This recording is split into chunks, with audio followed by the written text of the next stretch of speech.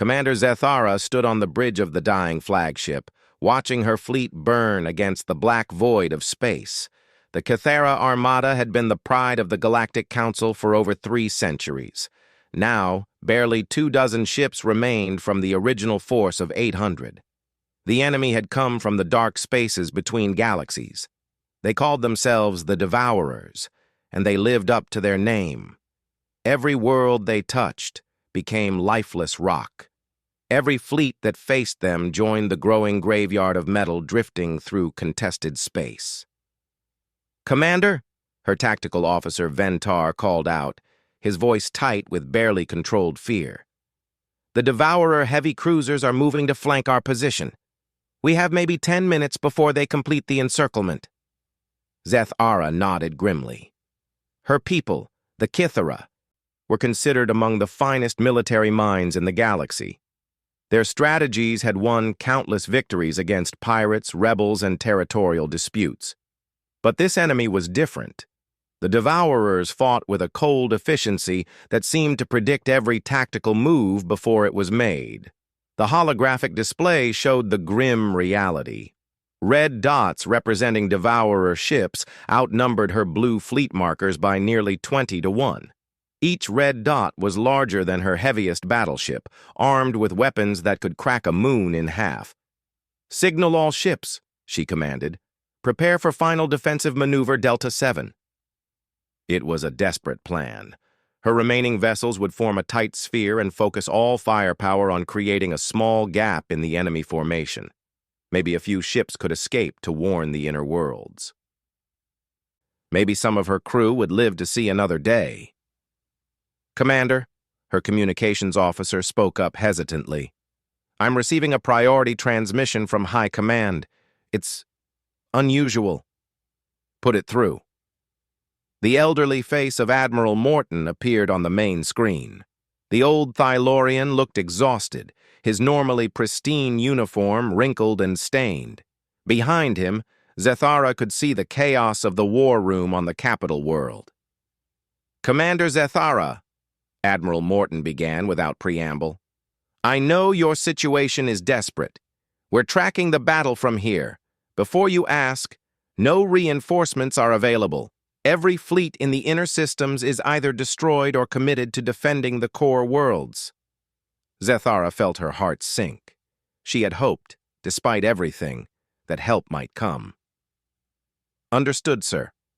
We'll do what we can to slow their advance. There is one option." Admiral Morton paused, looking uncomfortable. "The Council has authorized me to make contact with a species we've avoided for the past 50 years. They're called humans, from a world they name Earth." The bridge crew exchanged glances. Zethara had heard whispers about humans. They came from what was classified as a Class 12 death world, a planet so hostile that most Council species couldn't survive there for more than a few hours without extensive life support. The few diplomatic contacts had ended poorly, with the humans being labeled as unpredictable and potentially dangerous. "Sir, with respect, how could one species from a single world help against this threat?" Admiral Morton's expression was grim. "Because, Commander, humans don't just live on a death world, they thrive on it. And in the past 50 years, while we've been avoiding them, they've been preparing for war. Our intelligence suggests they've built the largest military force in this section of the galaxy." "But they have only one world," Ventar interjected. "One world, yes. But they've militarized their entire system. They have battle stations around every planet and moon. They've built shipyards in their asteroid belts. And their ships—" Admiral Morton shook his head. "Their ships are built like they expect to fight in hell itself." Zethara considered this. The galaxy had seen many species rise and fall, but never one that turned their entire civilization into a war machine. It seemed excessive, even wasteful. "What do they want in return for their help?" she asked. "That's the strange part. According to their diplomatic transmission, they want nothing. They say that anyone who threatens peaceful worlds is their enemy by default. They're offering to send a fleet immediately. How large a fleet? They wouldn't say. They just confirmed they're coming. Admiral Morton leaned forward. Commander, I'm going to be honest with you. We don't know if we can trust them, but we also don't have any other options. Can you hold your position for 6 more hours? Zethara looked at her tactical display. 6 hours seemed impossible. The Devourers would finish them in 1. But if there was any chance of salvation, any possibility that help was coming, she had to try. We'll hold, sir. 6 hours. Good luck, Commander. Try not to engage the humans in direct conversation if they arrive. Our psychological profiles suggest they might be intense. The transmission ended, leaving the bridge in tense silence. Zethara turned to her crew, seeing the same mixture of hope and desperation in their faces that she felt in her own chest. You heard the Admiral. We hold for 6 hours. Signal all ships to implement Survival Protocol 3. Minimal power, minimal emissions. We're going to hide in the debris field of the 7th Fleet. It was a risky move. The wreckage of previous battles created a maze of twisted metal and frozen atmosphere that could hide them from sensors, but it also limited their mobility. If the Devourers found them, they'd be trapped. The next few hours passed like a nightmare. Twice, Devourer patrol ships passed close enough to their hiding spots that Zethara could see the alien symbols carved into their hulls. Each time, she held her breath, waiting for the weapons lock that would signal their discovery. Her crew worked in whispered tones, monitoring communications and sensor sweeps. The Devourers seemed to be spreading out, searching methodically through the debris.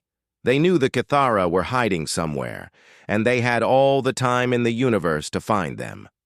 With 30 minutes left before the 6-hour deadline, the enemy found them. Contact, Ventar called out. 3 heavy cruisers bearing Mark 77. They're charging weapons.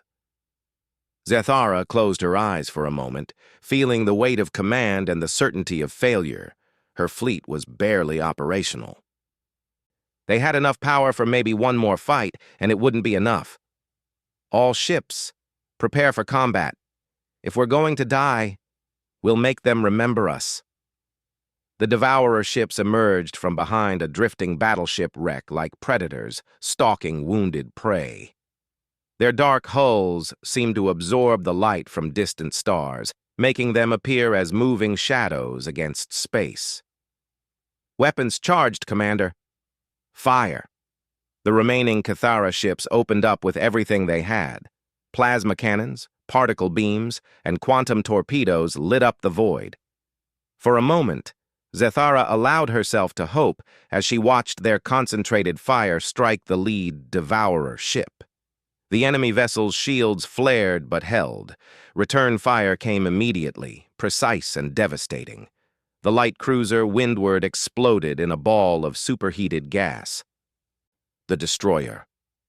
Quick Strike simply ceased to exist as a Devourer. Main gun vaporized it completely. Commander, the communications officer's voice was barely a whisper. I'm detecting massive energy signatures approaching from the outer system, multiple contacts, moving faster than anything in our database. Zethara's attention split between the immediate threat of the Devourer ships closing for the kill and whatever was approaching from the darkness beyond. The sensor readings made no sense. The approaching contacts were huge, but they were moving at speeds that should have torn any known ship apart. The lead Devourer cruiser fired again, and the battleship Steadfast broke apart under the assault. Zethara's own ship shook as near misses superheated their hull plating. They had maybe minutes before the enemy's superior firepower overwhelmed their failing shields. New contacts are broadcasting, the communications officer reported. They're identifying themselves as the Human Expeditionary Force, 3rd Fleet. Through the chaos of battle, a new voice came over the communication system. It was strange, speaking in heavily accented galactic standard, but there was something in the tone that made everyone on the bridge stop what they were doing. Cathara vessels, this is Admiral Sarah Chen aboard the UES Retribution. We received your distress call. Recommend you cease fire and withdraw to safe distance. We are beginning engagement protocols." "What safe distance?" Zethara called back. "We're surrounded." "Roger that, Commander. Stand by for emergency extraction." Before Zethara could ask what that meant, her ship lurched violently to one side. Through the main viewport, she saw something impossible. Her flagship was being lifted bodily out of the battle zone by some kind of invisible force.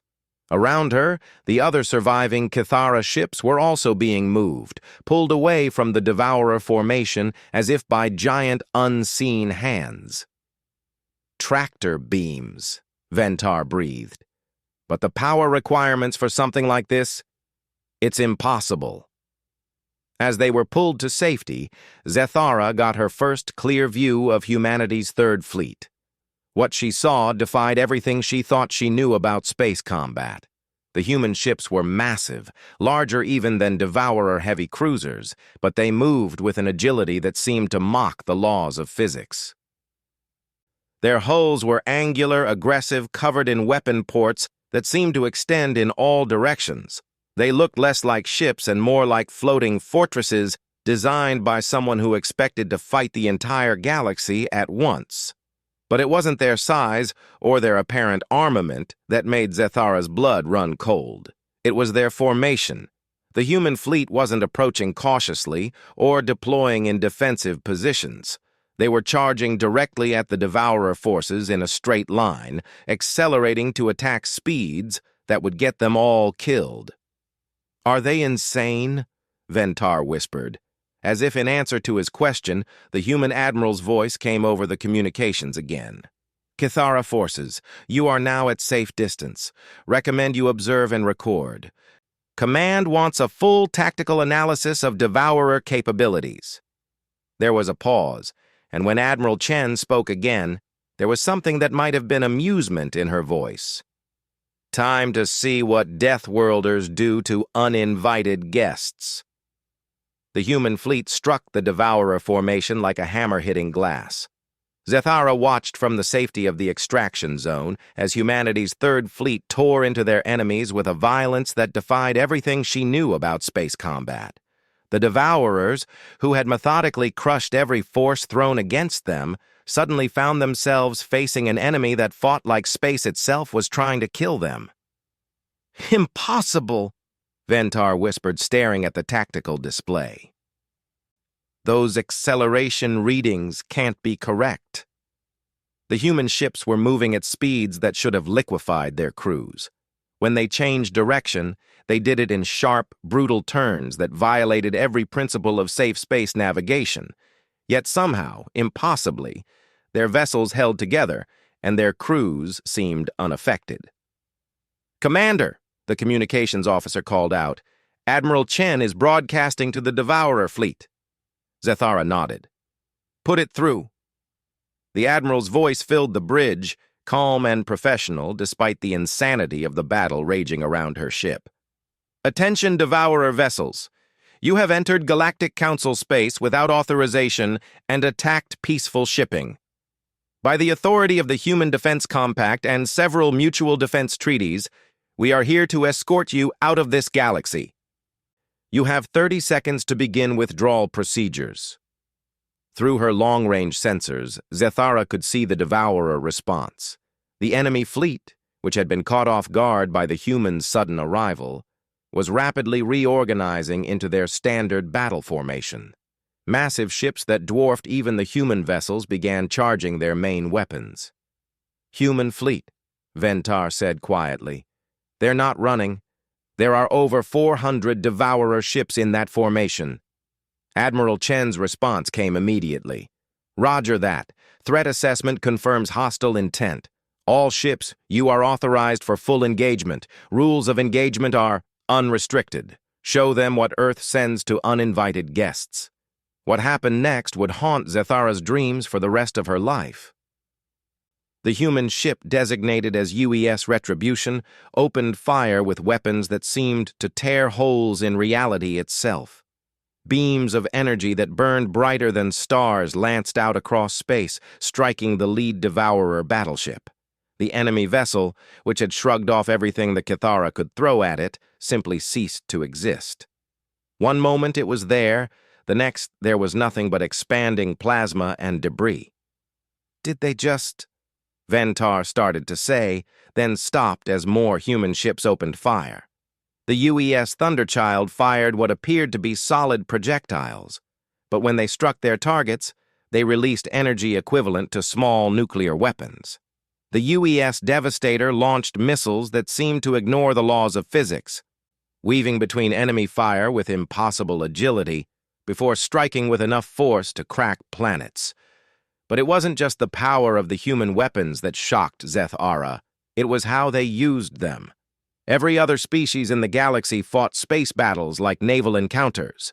Ships maintained proper distances, exchanged fire at safe ranges, and followed established protocols for engagement. The humans fought like they were trying to get close enough to hit the enemy with clubs. "Look at their formation," the tactical officer said, his voice filled with professional amazement and horror. "They're not maintaining safe distances. They're actively trying to get as close as possible." He was right. While the Devourers attempted to use their superior numbers and firepower to destroy the humans from long range, the human ships were charging directly into their formation. They took hits that should have crippled them, but their hulls seemed designed to absorb punishment that would destroy any other vessel.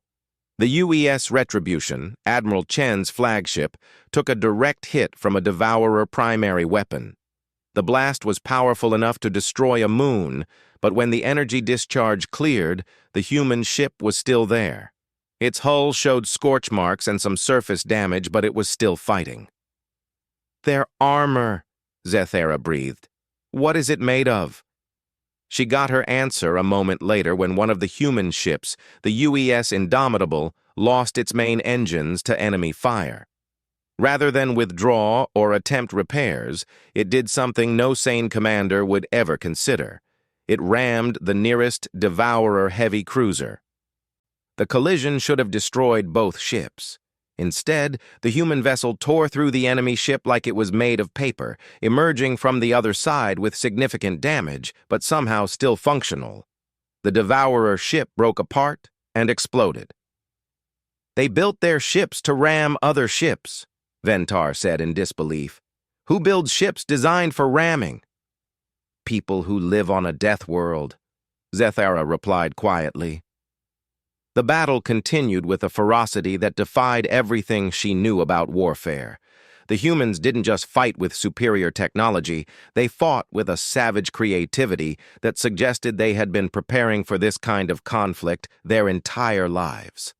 When the Devourers attempted to use their superior numbers to surround individual human ships, the humans responded by linking their vessels together with some kind of energy field and fighting as a single unit. When the enemy tried to use their larger ships to intimidate the humans into retreating, the human fleet split apart and began attacking from multiple directions simultaneously. "Commander," her communications officer said, "I'm picking up chatter between the human ships. Their tactics are unusual. Put it through." The bridge filled with the voices of human ship commanders coordinating their attacks. What Zeth Ara heard made her question everything she thought she knew about military communication. "Thunderchild, this is Retribution. We have multiple contacts bearing 27 Mark IV, requesting immediate support." "Roger, Retribution. Thunderchild is Winchester on heavy ordnance, but we still have the experimental package. Permission to use nuclear depth charges?" "Granted. Make them count." "Copy. Nuclear weapons free. All ships clear blast radius. This is going to get messy." Nuclear weapons. They were using nuclear weapons in space combat as if they were conventional ammunition. Zeth Ara had heard of nuclear technology, but most civilized species had abandoned such crude and dangerous weapons centuries ago. The radiation alone made them unsuitable for use in any scenario where friendly forces might be present. The humans apparently had no such concerns. The UES Thunderchild fired a spread of nuclear-tipped missiles into a cluster of Devourer ships. The explosions lit up the void like miniature suns, and when the light faded, An entire section of the enemy formation was gone. Thunderchild to all ships.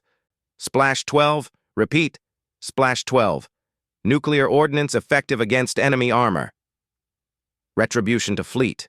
We are now authorized for tactical nuclear weapons. Fire at will. The next few minutes transformed the battle from a military engagement into something that looked more like a natural disaster.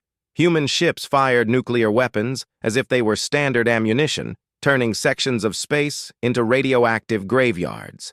The Devourers, for the first time since Zathara had encountered them, began to show signs of confusion and fear. But the humans weren't finished. All ships, this is Admiral Chen. Enemy formation is beginning to break. Prepare for close engagement protocols. Remember, we want prisoners for intelligence gathering. Admiral, came a voice from one of the other human ships. How exactly do we take prisoners when we're using nuclear weapons? Easy, Commander Rodriguez. We board them. Zathara felt her blood freeze. They're going to board enemy ships? In the middle of a nuclear bombardment? Her question was answered when she watched human ships launch what appeared to be small transport vessels directly at enemy vessels. But these weren't normal boarding shuttles. They moved with the same impossible speed as the main fleet, and when they reached their targets, they didn't dock with airlocks. They punched through enemy hulls like bullets. Boarding parties are away, Admiral Chen announced calmly. All ships, continue bombardment of non-priority targets. Priority targets are now marked for boarding action.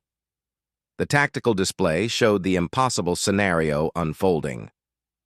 While human ships continued their nuclear bombardment of the main Devourer fleet, small teams of humans were fighting hand-to-hand inside enemy vessels. The boarding parties moved through enemy ships with mechanical efficiency, capturing key areas and taking prisoners even as nuclear weapons lit up space around them. How are they surviving the radiation? The medical officer asked. The nuclear bombardment should be lethal to any organic life form. Maybe they're not organic, Ventar suggested quietly. As if to answer their questions, Admiral Chen's voice came over the communication system again. Kithara vessels, be advised that radiation levels in this combat zone exceed safe limits for most galactic species. Recommend you maintain current distance until we complete decontamination procedures.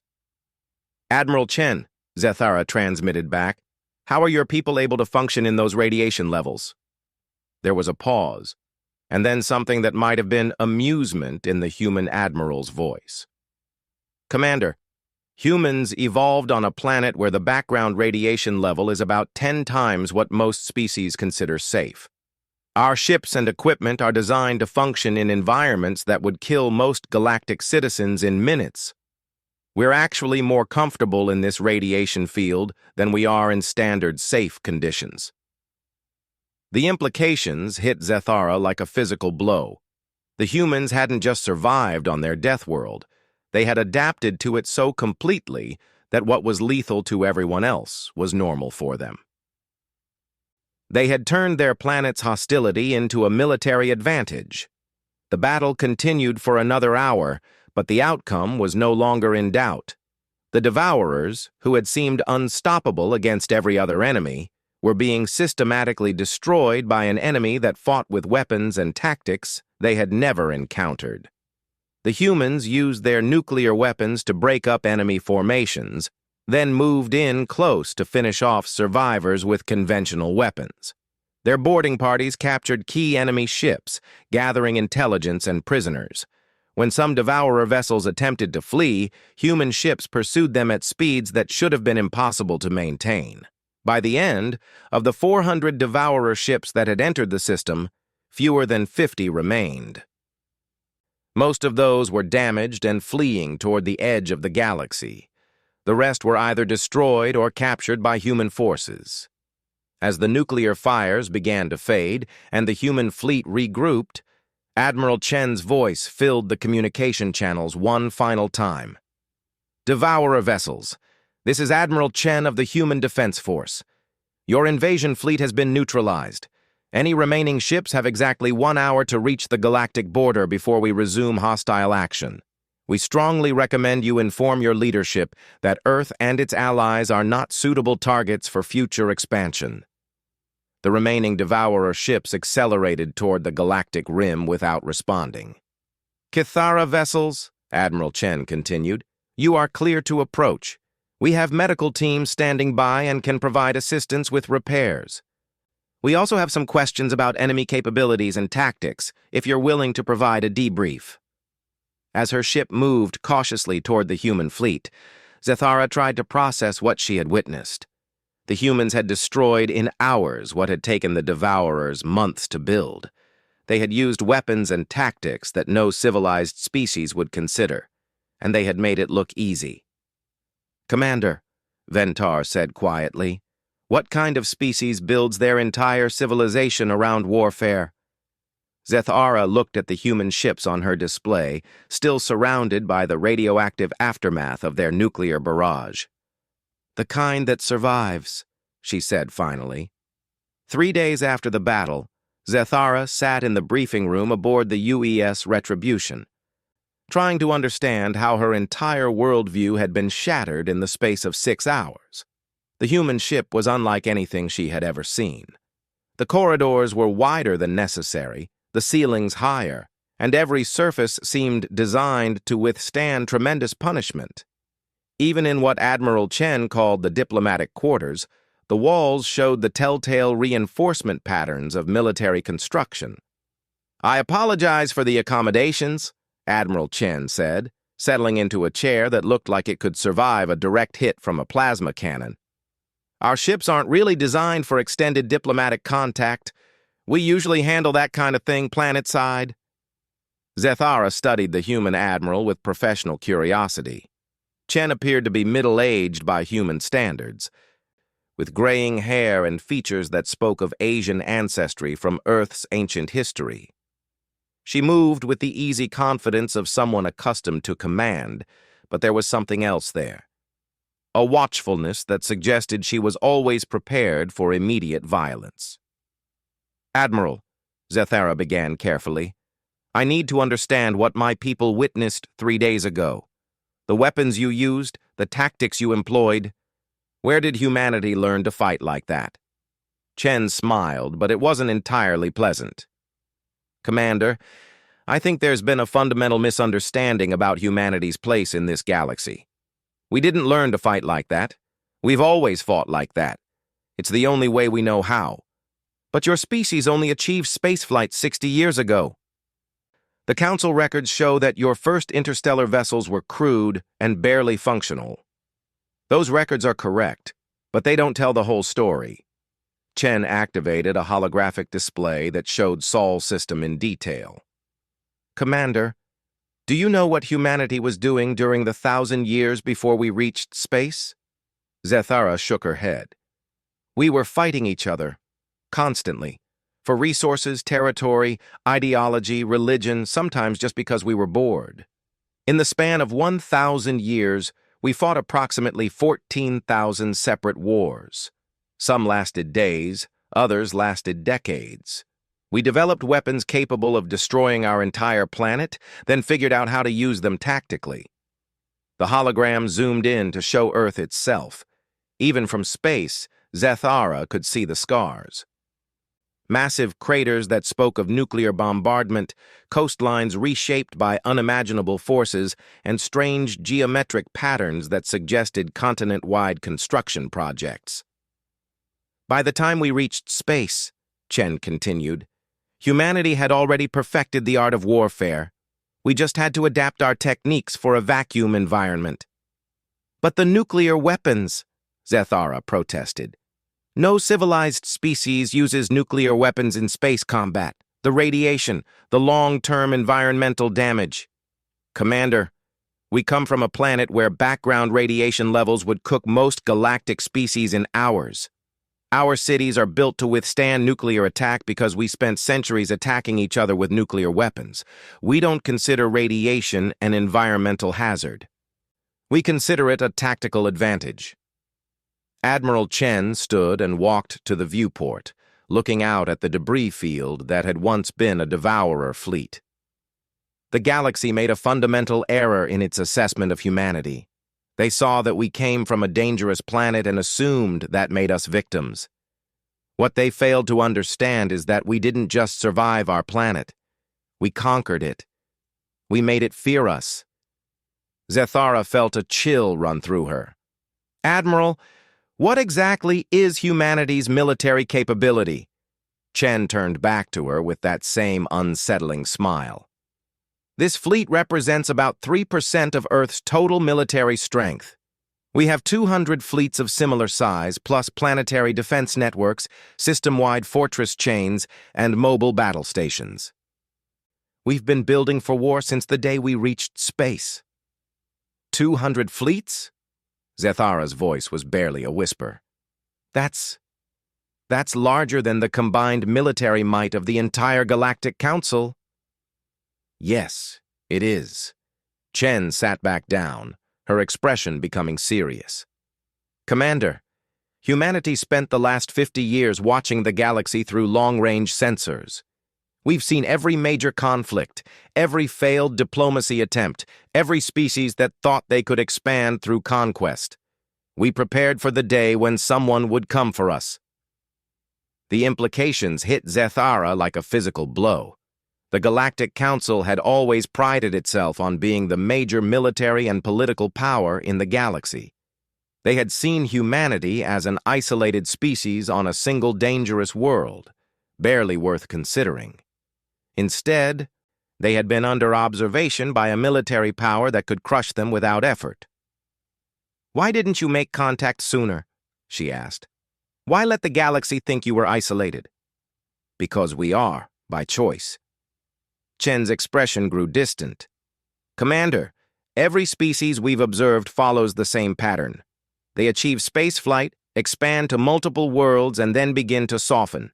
They develop civilian governments, peaceful trade networks, diplomatic solutions to problems. They become civilized." "That's progress," Zethara protested. "That's evolution beyond primitive warfare." "That's weakness." Chen's voice carried a finality that brooked no argument. "Every peaceful species we've observed has eventually been conquered by someone more willing to use violence. The galaxy is full of beautiful, advanced civilizations that no longer exist because they trusted in diplomacy when they should have trusted in superior firepower." Chen activated another holographic display, this one showing galactic history. Hundreds of species, thousands of worlds, all marked with symbols indicating conquest, destruction, or absorption by more aggressive neighbors. Humanity made a conscious decision to remain militarized. We've watched the galaxy tear itself apart for 50 years while we prepared for the inevitable. When the Devourers arrived, they were just the latest in a long line of species that thought they could take what they wanted through force. But now, the Devourers are gone, Zethara pointed out.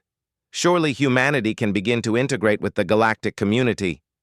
Chen laughed, but there was no humor in it. "Commander, the Devourers weren't the main threat. They were a scouting force." The blood drained from Zethara's face. "A scouting force?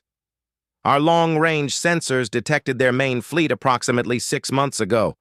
What you've been fighting was less than 1% of their total military strength. The real invasion force is still coming." Admiral Chen stood and walked to a tactical display that showed the edge of the galaxy. Red indicators marked the approach of something vast, a fleet so large that the display had trouble representing its true scale. The main Devourer fleet contains approximately 40,000 ships, including vessels that our intelligence suggests are the size of small moons. They're currently 18 months out from the galactic core. Zethara stared at the display in horror. The Galactic Council had barely managed to slow down what amounted to a minor probe. The real invasion would sweep away every civilized world in the galaxy. "How can we possibly defend against something like that?" she whispered. "We," Chen said with emphasis, "will stop them, the same way we stopped the scout fleet, with superior firepower and complete commitment to victory." "You're talking about a war that could last centuries." "No, Commander. I'm talking about a war that will last approximately 6 months. Humanity has been preparing for this since we first detected the Devourer expansion. We've built weapons specifically designed to deal with their technology.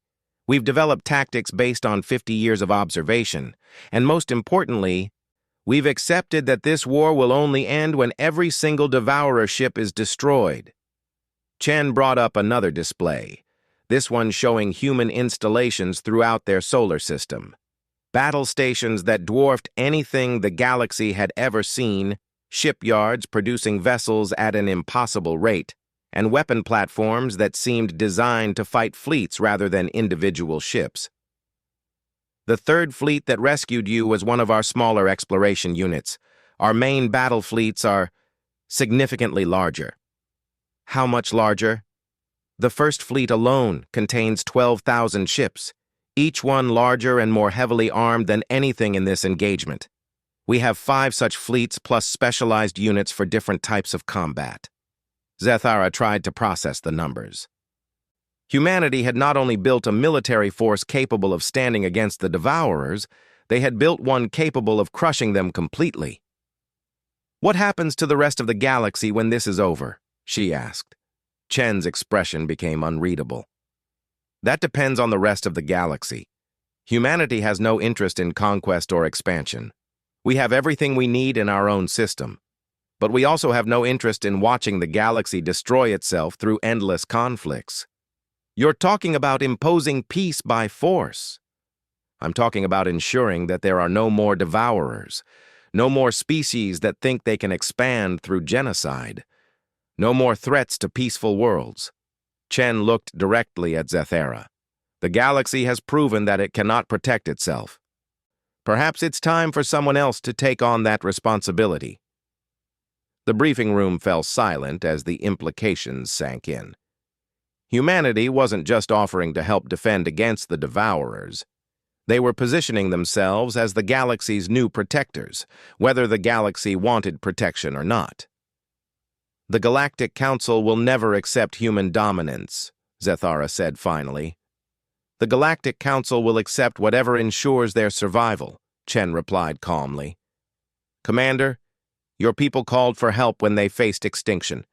We answered. When this war is over, the galaxy will be safe from external threats for the first time in recorded history. Whether that safety comes through cooperation or conquest will be determined by how reasonable everyone chooses to be. As if on cue, the ship's communication system activated.